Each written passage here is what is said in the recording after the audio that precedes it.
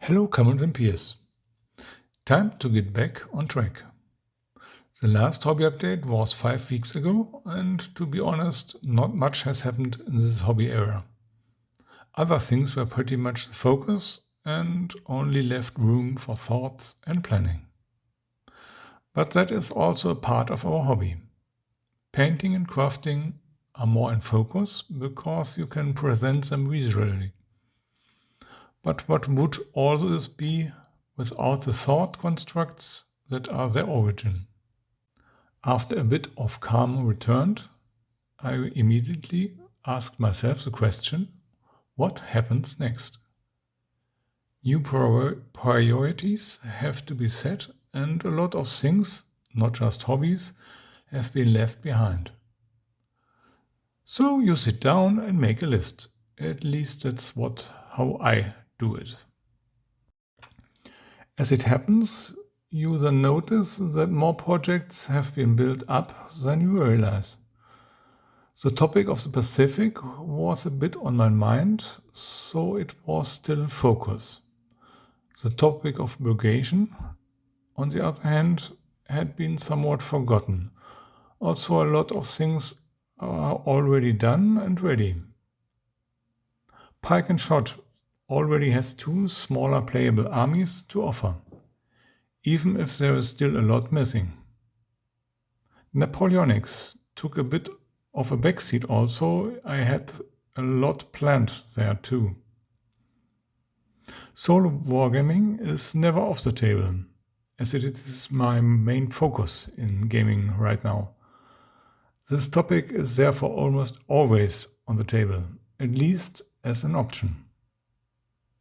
You may notice that I haven't found the right structure or focus yet, but you should try to go with the flow.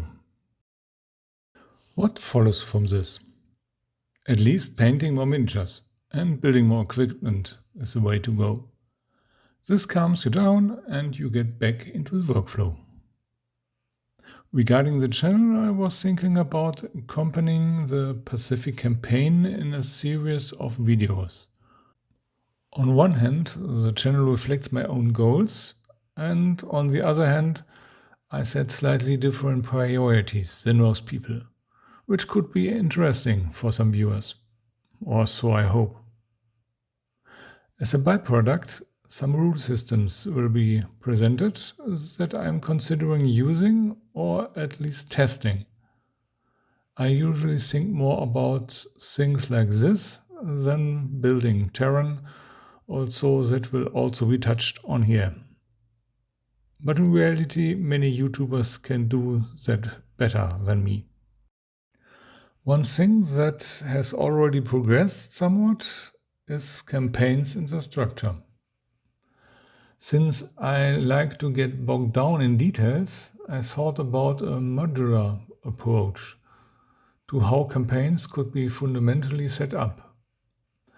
This basic approach can then be expanded step by step and adapted to historical periods or required depths.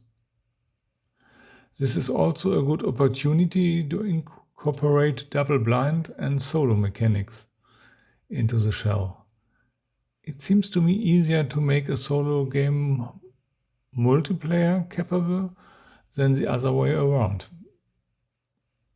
A first draft for the start is available and still needs to be tested and formulated. As part of the campaign series, I will introduce it to you, and maybe someone would like to get some test games on the table.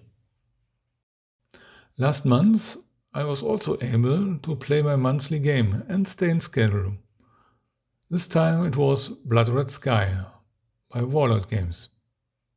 It was time to dig out the game again, and currently I'm hoping to get the game figures painted in the near future. Miniaturiums has a nice tutorial that I want to try. Another YouTuber, Darren Stanaway, was able to motivate me to finish the 3rd unit Pike and Shot for the Swedes. Unfortunately, my health threw me back off track a bit, which can happen in autumn.